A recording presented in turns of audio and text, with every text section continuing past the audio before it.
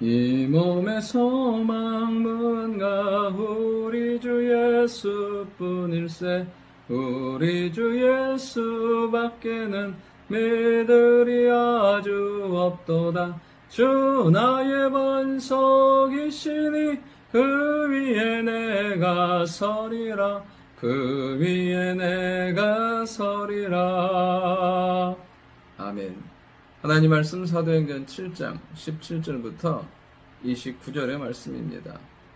우리는 스데반의 설교를 통해서 어제는 아브라함을 향한 언약, 하나님의 언약에 대해서 살펴봤습니다. 오늘은 모세의 부르심, 그리고 모세를 세우심에 대해서 한번 살펴보려고 합니다. 그 전에 우리가 하나님의 말씀을 대하는 삶의 자세에 있어서, 그리고 인생에 있어서 가장 중요한 것이 무엇인가를 한번 살펴보려고 합니다. 17절에 보면 하나님이 아브라함에게 약속하신 때가 가까움에, 이렇게 시작하고 있습니다. 여러분, 인생 가운데 가장 중요한 것은 무엇이냐면 우리 하나님은 약속하시고, 그러니까 말씀하시고 그 말씀을 이루시는 신실하신 하나님이라는 것입니다. 우리가 하나님의 말씀을 이렇게 반드시 이루시고 역사하신다는 그 확신을 가지고 나아갈 때 우리에게는 그 말씀이 소망이 되고 길이 되고 능력이 되는 줄 믿습니다. 오늘 본문을 통해서 첫 번째로 살펴볼 것은 무엇이냐면 하나님은 약속하신 때에 하나님의 방법으로 준비하신다는 것입니다. 오늘 말씀을 읽은 것처럼 아브라함에게 약속하신 때가 가까웠습니다. 그때는 무엇입니까? 이스라엘 백성들이 다시 가나안 땅을 차지하고 그 가운데 구원의 언약과 메시아의 언약을 이루는 시점, 그 이루기 위한 시점이 가까웠다는 것을 알게 됩니다. 이제 하나님께서 약속하신 그때가 가까워졌어요. 그런데 보면 하나님은 두 가지를 준비하십니다. 첫 번째 뭐냐면 번성하게 하십니다. 번성하게 하신 이유는 그들이 나라를 이루어서 가나안 땅을 차지하기 위해서였습니다. 그 가운데 하나님의 나라를 온전히 세워가기 위해서 그들의 수를 많게 하시는 것을 보게 됩니다. 하나님이 우리를 부유하게 하시고 형통케 하신 것은 나의 유익을 넘어서 하나님의 나라를 위해서, 하나님의 복음의 영광을 위해서 우리 가운데 은혜와 기회를 주신다는 사실입니다. 그리고 또 하나는 뭐냐면 18절부터 19절까지 뭐냐면 이스라엘 백성들이 괴로움과 학대를 당하게 되는 것을 보게 됩니다. 그런데 이것도 준비예요. 무엇을 향하냐? 더 이상 그들이 400년 이상 살았던 그 애굽에 안주하지 아니하고 애굽에 대한 미련보다는 하나님이 약속하신 가나안을 향한 기대를 가지고 살 수 있도록 그들에게 괴로움과 학대와 고난이란 문제를 주셨다는 것입니다. 사실은 이 전체를 우리는 사실은 알 수 없어요. 그러나 분명한 가나안은 무엇이냐면 하나님은 그들을 향한 놀라운 계획을 가지고 준비하시고 일하고 계신다는 사실이에요. 오늘도 분명히 알아야 될 것은 무엇이냐면 하나님은 놀라운 그 약속의 때에, 응답의 때에 우리의 삶 가운데 크고 놀랍게 역사하신 줄 믿습니다. 그렇게 일하시는 것을 경험하는 하루가 될 수 있기를 원합니다. 두 번째로 살펴본 것은 무엇이냐면 고난과 핍박이 모세를 애굽 왕궁에서 준비하게 하셨다는 거예요.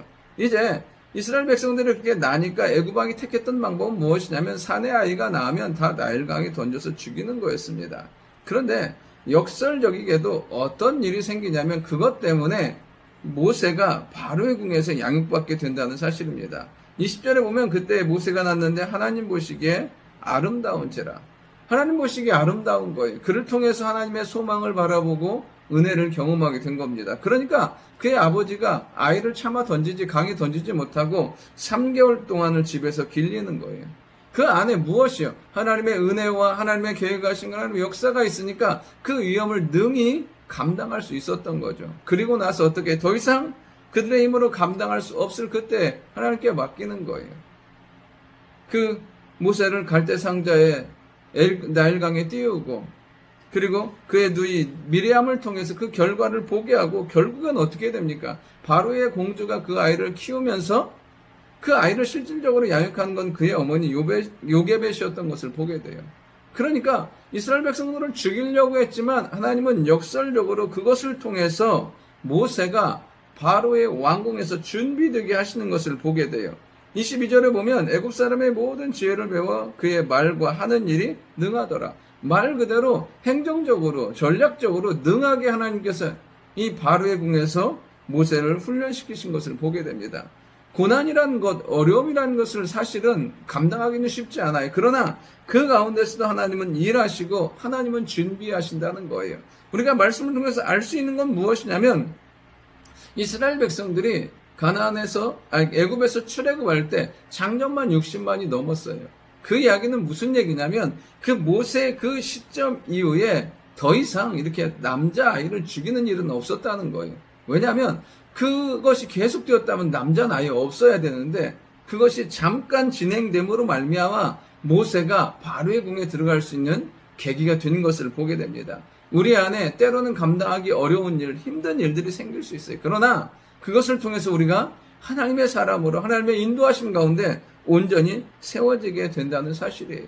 마지막 세 번째로 뭐냐면 이 영적 지도자 모세를 광야에서 준비시키신다는 거예요. 이제 23절에 보면 모세가 나이가 40이 돼서 나가서요. 이제 자기 백성을 돌보려고 해요. 그리고 핍박하는 애굽 사람을 쳐 죽입니다. 근데 그것으로 인해서 어떻게 되냐면 그 애굽에서 광야로 도망가게 되는 것을 보게 돼요.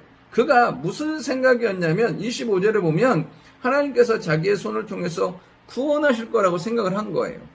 그런데 하나님은 그 모세가 자기의 힘으로 뭔가를 하려고 할 때는 아무런 역사를, 아무런 일들을 일으키지 않으십니다. 결국에는 어디로 가냐면 광야로 도망가서 40년 동안 그의 장인 이드로의 양을 치면서 철저하게 낮아지고 깨어지고 하나님의 음성 앞에, 하나님 앞에 온전히 서게 하시는 것을 보게 돼요. 하나님께서 아브라함에게 이스라엘 백성들이 400년을 애굽에서 종살이 할 거라고 말씀하셨습니다. 근데 이스라엘 백성들이 출애굽한 거는 430년이에요. 그러니까 성경엔 정확히 그거에 대해서 명확하게 말하고 있지는 않지만 우리가 유추해 볼 수 있는 것 중에 하나가 무엇이냐면 하나님은 이 모세가 준비되는 시점을 이스라엘 백성의 출애굽의 시점으로 잡으신 거예요. 그러니까 모세가 준비되지 않으니까 이스라엘 백성 전체가 애굽에서 약 30년 동안의 더 고통 가운데, 연단 가운데 있게 되는 것을 보게 됩니다. 우리 안에 하나님께서 내가 준비만 되면, 내가 깨어지기만 하고, 내가 새로워지고 하나님 앞에 엎드리기만 하면 하나님은 우리 가운데 놀랍게 일하실 줄 믿어요.